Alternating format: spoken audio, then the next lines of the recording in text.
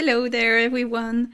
Today I wanted to talk about how I hired great talent in remote times. And in this podcast episode, I'd like to focus on a couple of points. First of all, where do you find talent? Because when I listen to my customers, a lot of companies, a lot of leaders find it difficult to hire talent.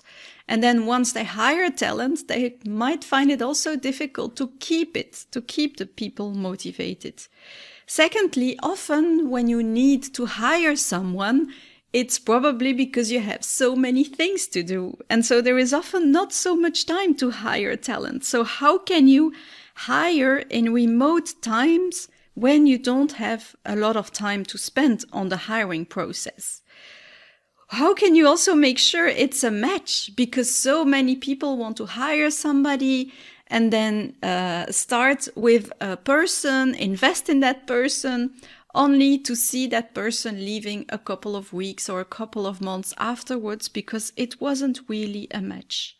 What about the costs of hiring? How can you hire cost efficiently? And in remote times, of course, hiring, or in hybrid times, hiring has become different. So do you need a different profile when you're hiring in digital times? So these are all the questions I'm going to answer by explaining to you how I hired my last talent, which I'm really happy about, and how I did it, how I managed to do it in a very time-efficient way. Where did I find talent?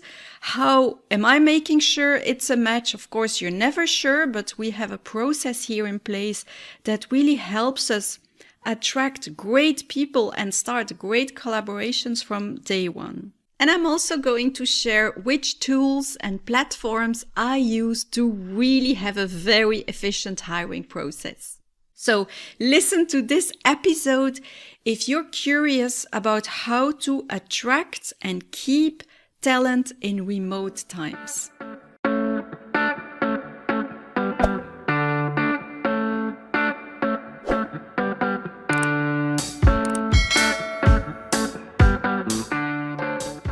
Two years ago, I hired Daphne as my marketing and social media manager. And we had a great collaboration together. We started a lot of things. We started this podcast together. We built a great lead funnel together. We've also launched a social media. So we did a lot of great things together that really brought the organization and key leader at a higher level. But now Daphne wants to start her own company. She has learned the ins and outs with me on how do you launch a meaningful business. And I always knew from the start that her plan was to one day launch her own business. And so now she's doing it. So we are parting. She's going to start her business in a couple of weeks. And so I needed to hire a new person. Of course, I didn't have a lot of time to hire that new person because I was in the middle of launching my new course and I had a lot of other things on my plate. And the first thing that was really appealing to me is that one of my customers, Catherine, she put me in contact with someone she worked with. And she said she's really a great person. She was my marketing assistant. She grew to become a marketing manager. She's also very operational. I think she would be a great match to your business. And indeed, she had a wonderful CV and I talked to her, had a great first contact, and she ticked all the boxes. And then after this first contact, I also thought, okay, let's tune in to my intuition. What is my intuition telling me? And my intuition told me a big no. No, you shouldn't hire her. And I was really annoyed by that because it was easy. She was competent because she was referred to me by someone who was really happy about her. She ticked all the boxes on her CV. She was available. She talks 3 languages. And so I was thinking, but why is my intuition telling me no? And especially in hiring, I have learned that I should always listen to this intuition, or at least check what my intuition is telling me. Because in the past, I've hired great people as well that my team had chosen. And then I had a last interview with 2 persons. I remember with 2 people. I remember those 2 specifically. And in both cases, everything seemed to be okay. The CV was great. The conversation went well. But my intuition was telling me no. And I didn't listen to it because I thought, who am I? The whole team has seen this person. Okay, I might be the CEO, but if they want to hire her, who am I to not hire her? And twice that person had to leave after a couple of months because there were some issues. So now I learned to really listen to my intuition. And so this time my intuition was telling me no. And I was very tempted to ignore it because of time. It would be really easy for me to simply hire her. And also because I didn't want to start a whole hiring process, which we all know takes some time, some money. It's quite an investment. But then I thought, okay, why is my intuition telling me no? And in our hiring process, we have an assessment in place. And in that assessment, I started to see why my intuition was telling me no. And what does this assessment consist of? By the way, these are all free tools we have or free questions, but it's very useful. I used it when I hired my sister. I used it when I hired Daphne. I use it when I'm partnering with other people. And I've shared this process also with a lot of other entrepreneurs that were really interested in it because it's very useful. So the first thing I ask people to do is to do a values test with Barrett, the tool from Barrett Values Center. And there I can really see what are the values of that person, but also what is the consciousness level of that person. Then I ask people to do a strength and weakness test with a high 5 test. Then we do a 16 personality test because there I really believe that we need to have a diverse team. I'm not looking to hire somebody that looks like me. Of course, that would be really nice. We would click from the start, but then we would really miss some key competencies in our business. So here I'm specifically hiring somebody that is quite complementary to my personality. So these are the 3 tests I ask people to do. It doesn't take that long to do them. And then I ask them also what gives them energy at work, what costs them energy, because I believe this is really important to know from the start. Because in our team, if you've listened to other podcasts, you know that we all try to work in our energy zone. So to do as many tasks that give us energy and as few tasks as possible that cost us energy. Then I also ask the question, what do you need to function well in an organization? What are your needs? What is your work rhythm? Because, for instance, we all have different rhythms. I work in sprints, so I can be very efficient for 1 or 2 hours and then do nothing or procrastinate for the next 2 hours or the next 2 days and then be very efficient again. So I'm not very consistent in my time. And so I like to work when I have a lot of energy. So that means that I can work early in the morning, late at night, over the weekend, and sometimes I can go running in the week or do something completely different because I don't have the energy at that moment. But I know other people, they really like to have a fixed set of hours. So they like to work from 9 to 5. And with a break from 1 to 2 and a little break in the morning and in the afternoon. So everyone is different. And I believe we really need to know what do you need to function well, but also I need a lot of contact. I need a lot of people around me, or I need a lot of freedom to do my work very well, or I need a lot of instructions. So we also ask, what do you need to function well? And of course, why do you want to start at Key Leader and to work with us? So these are the things that we ask in our assessment: the values, strength and weaknesses tests, 16 personalities test, what gives energy, what do you need to function well. And when I got the answers back from that potential candidate that was really referred to me as a great person, I noticed she had a very big need for social interactions. And of course, we all need social interactions, but I find mine when I go to my co-working space, at night with my friends, when I'm giving workshops with my customers, and of course a little bit at work. But we are a remote company, so we work most of the time remotely, and then sometimes we see each other. But now, this woman I was planning to hire, well, she was a single mother with a young child, and she spent a lot of her time alone with her child. So she really needed a workplace surrounded by people, because she didn't have that at night with her son alone or during the weekends.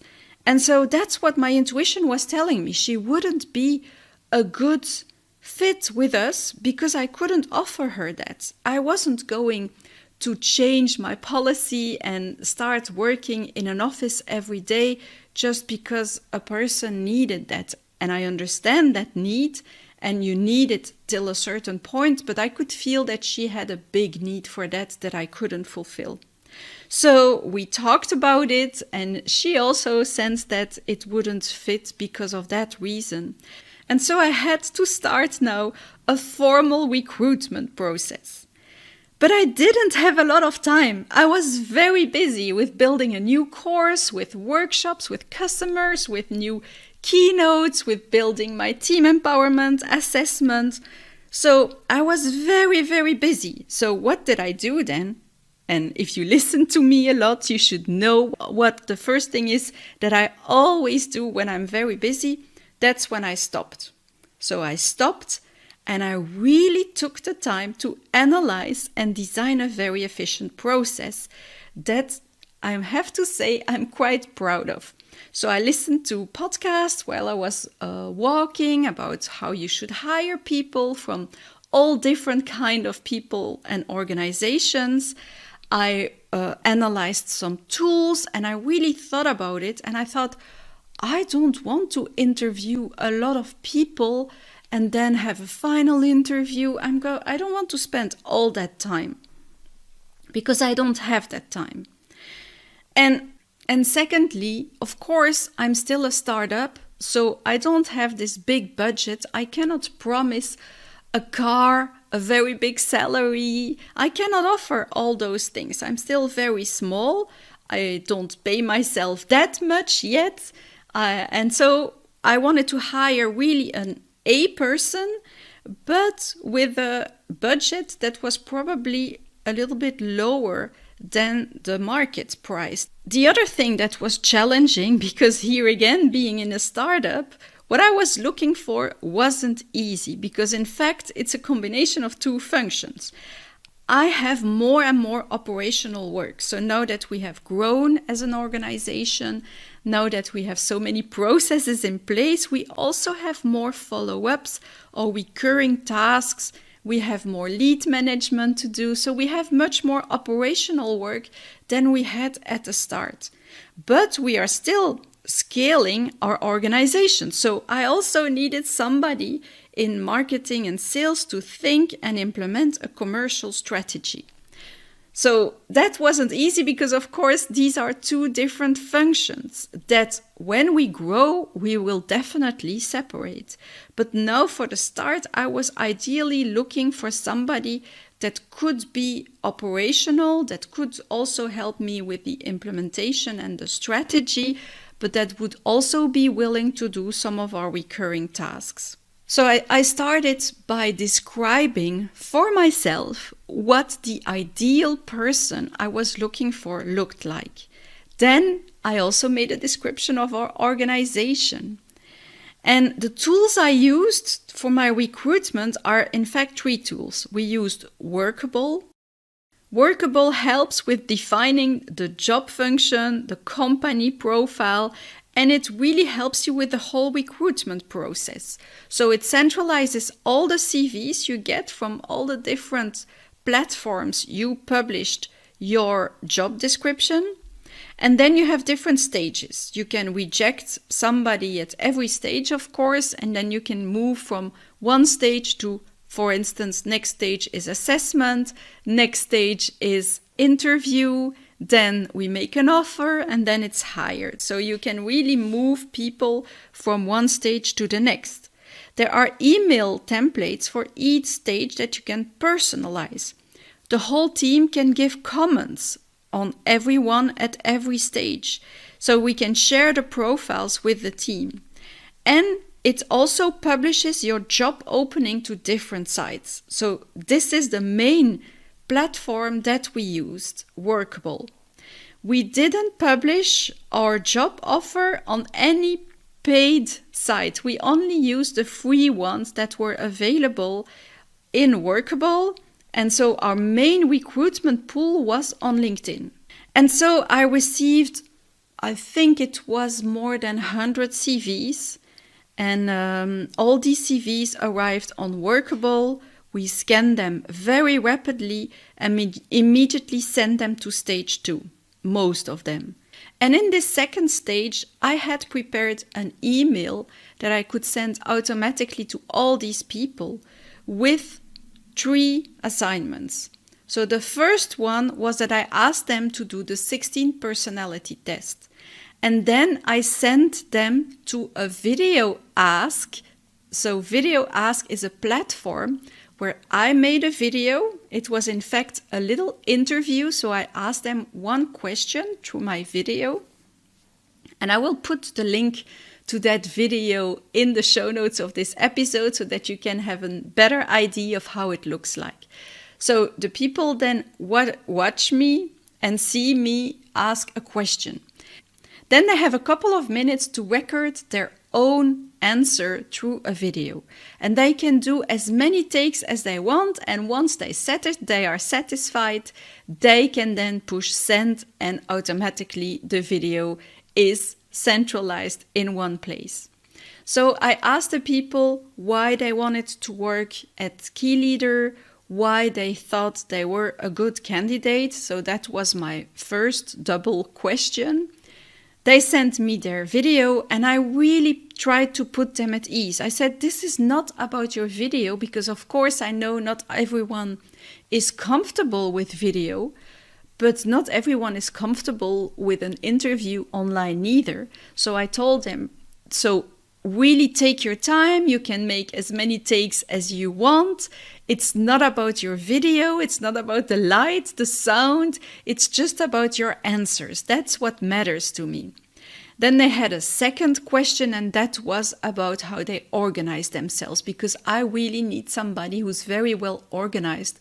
So I asked them for an example where they faced a challenging situation with several deadlines and asked them how they organize themselves to solve it. And that second question, they could choose to answer it through video again, or they could send me a text. And the last question, they just gave me the results of their 16 personality test. And so by doing that, it took me half an hour to set up these interview questions with a video. I think I got 40 to 45 videos of people applying for this job.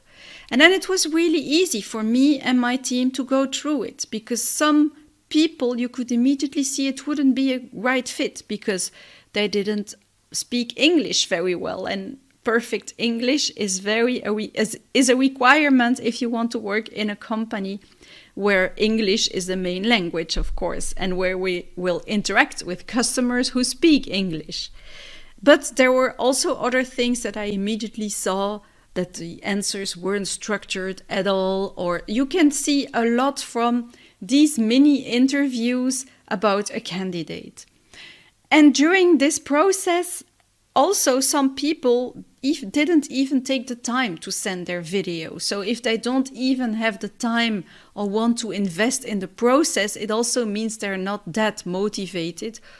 Or maybe they find the process so scary that it wouldn't be a right fit for a remote position. Because when you work remotely, of course, everything will be, or a lot will be, also behind a camera or doing things on your own from your place.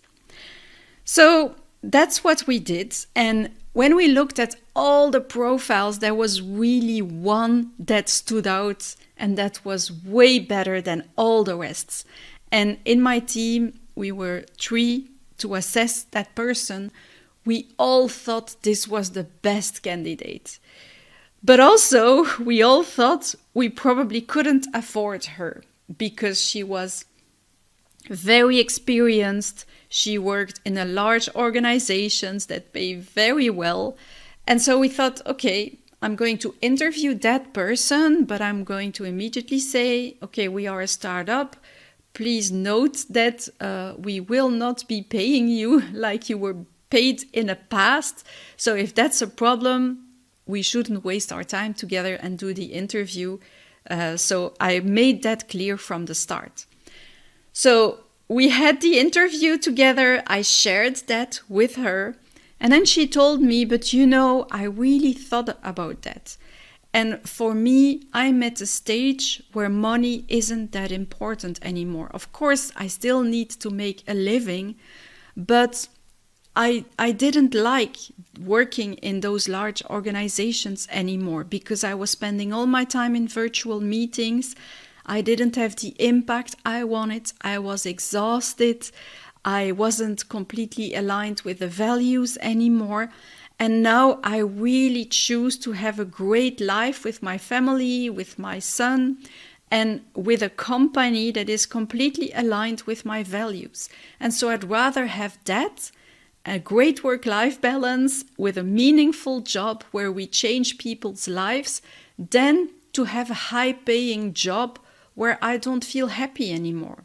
And so I put a lot of thinking into that, she said to me, and I'm really willing to give up my high salary to have a great job. And this is something I see worldwide. So I spoke to a leader 2 or 3 weeks ago, and she told me in her team that 3 of the 8 people from her team had resigned. 2 had resigned to travel around the world, and 1 had resigned because she wanted to do research again. So we are now facing what we call the Great Resignation because people have been exhausted. They don't want to work like we're working now in most of the companies for many years. That's why I have this great purpose of changing the way organizations lead, the way people lead, the way they organize themselves, because currently we are making people sick or we are making people unhappy.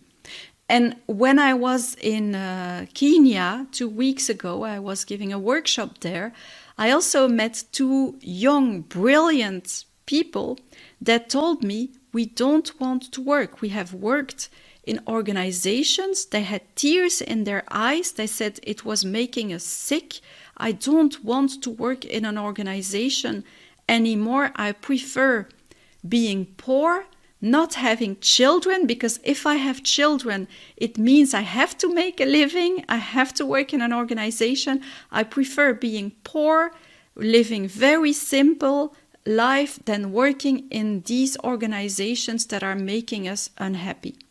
And so this is happening across the world. So if you want to attract talent, it's not about changing your hiring process or doing some marketing from HR to say how great your company is.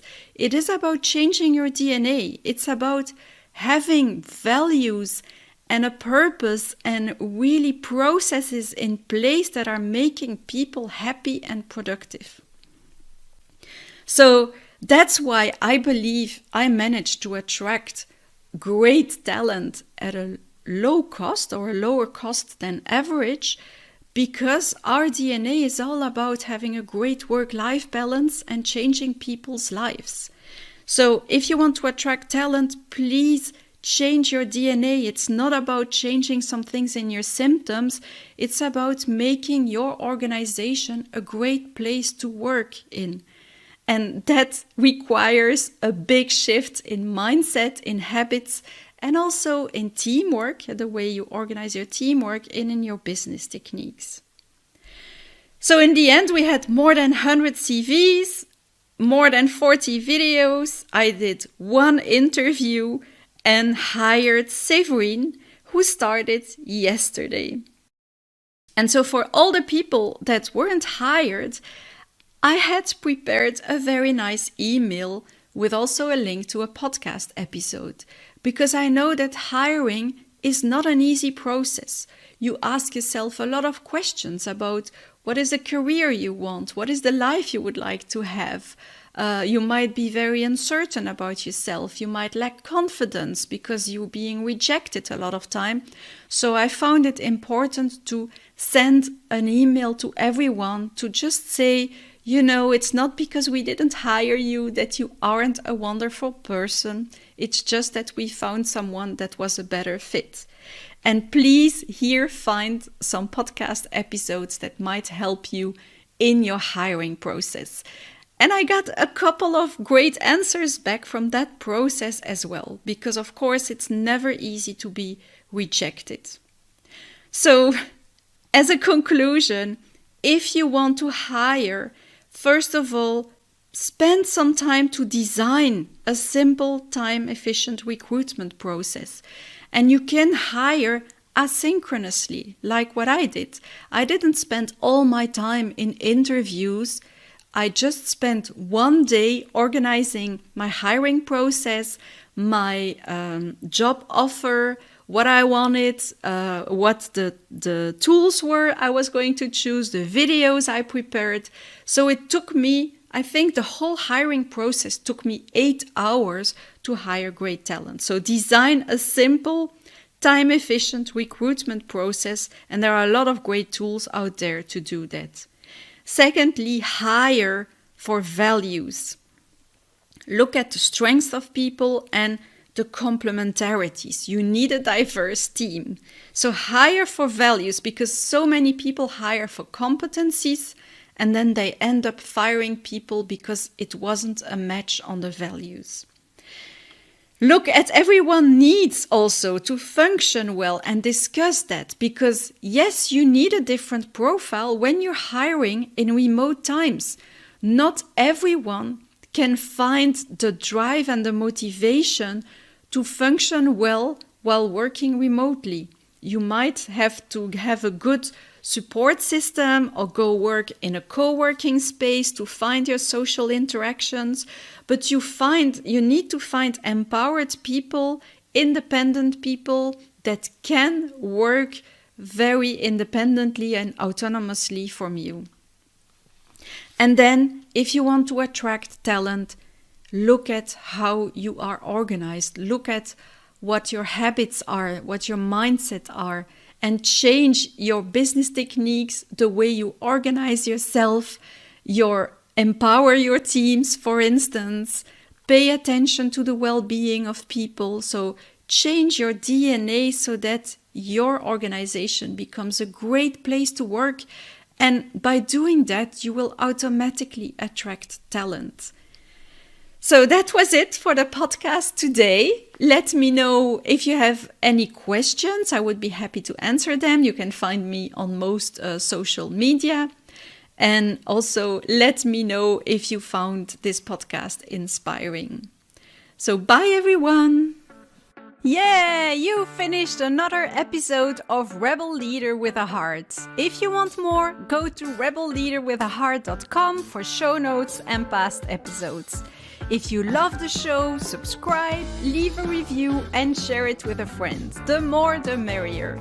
Thanks for tuning in and have a great week, you Rebel Leader with a Heart.